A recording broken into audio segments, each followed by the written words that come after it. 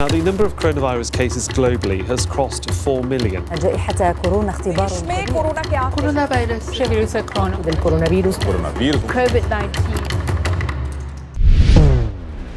Throughout the world, the public is being informed about the physical effects of COVID-19 infection and steps to take to prevent exposure and manage symptoms.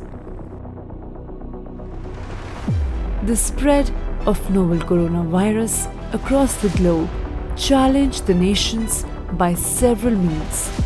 One such an unaddressed area is the mental health issue, especially in healthcare workers.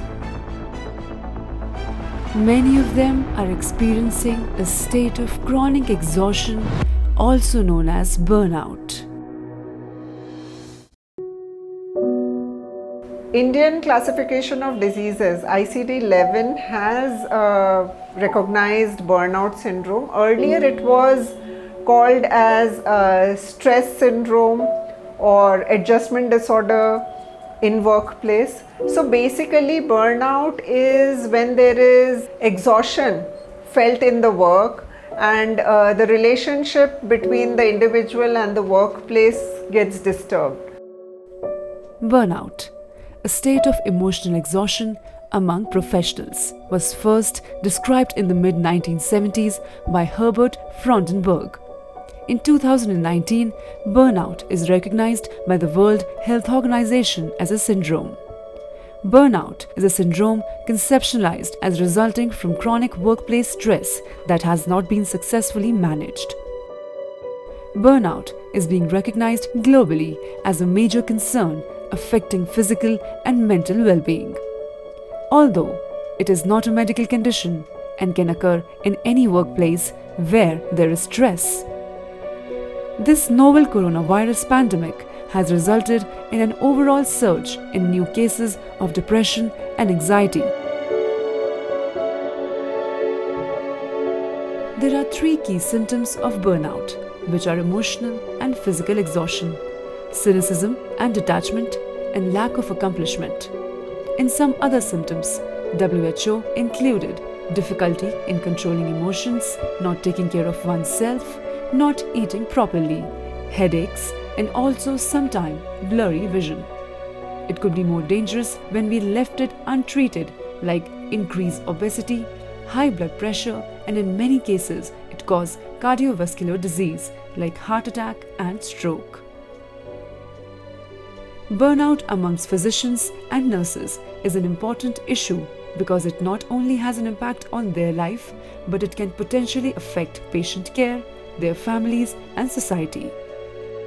According to National Sample Survey Organization, India have 20.6 health workers on per 10,000 people, while it is less than the World Health Organization's minimum threshold of 22.8. Also, there is a global shortfall of some 6 million nurses around the world. In India, there's so much of shortage of doctors, so much of shortage of nursing staff and other skilled workers, and all of a sudden with the huge number of patients running into lakhs and with the infrastructure not at all supporting the care providers, it was a thing that had to happen. Taking this emotional challenge, taking this unprecedented, unreal expectation had caused so many people to, go through depression, anxiety, feeling incapable, inefficient. So lot of doctors and paramedical staff had gone through burnout during the COVID. The Indian Journal of Psychiatry stated in a study that almost 80% of doctors felt burnout by their job and 30% of Indian doctors and physicians go through depression, while 17% have experienced thoughts about ending their life. The major apprehensions, apart from risk of acquiring the disease, are the tough working conditions in the PPE during hot and humid summers. Usually you are working for approximately 14 to 15 hours in a day, and even if you are going back, then your phone is constantly ringing. So and even after that, you are still not able to help almost everybody. Seeing people dying in front of you was very, very stressful. But if a person is dying because of the lack of medical support, because of the lack of resources, that is where the guilt comes to you. I have seen innumerable cases where doctors have come to me saying that they feel incapable of providing the service that they're supposed to provide. In spite of doing their best, somehow they feel that they were not good enough. Or some people were so devastated with the lack of amenities and the sudden surge of requirements that the doctors felt that being part of the system, maybe they were also at fault. When we talk about Indian people, WHO estimates that about 7.5% Indians suffer from some mental health disorder and predicts that by the end of this year, roughly 20% of India will suffer from mental illnesses.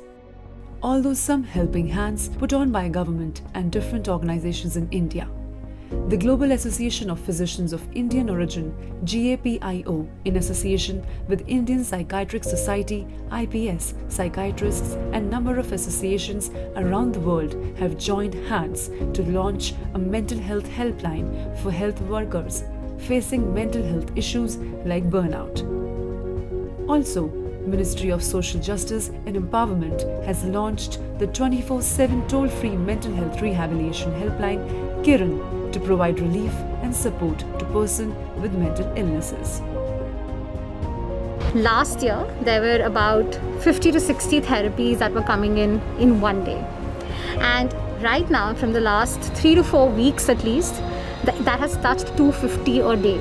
Regular exercise, yoga, meditation, short vacation, positive thinking, social contact, good listening is the ways to prevent from burnout.